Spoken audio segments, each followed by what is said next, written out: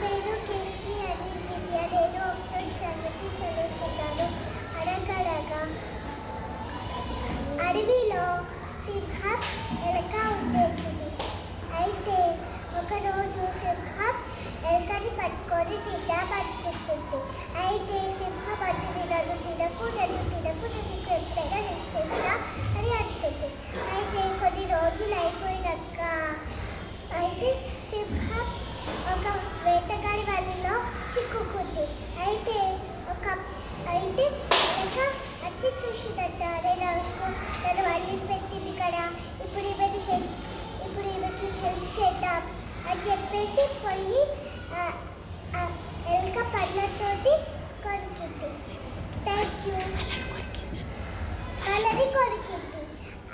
అప్పుడు thank you అని చెప్పింది సింహం. Thank you.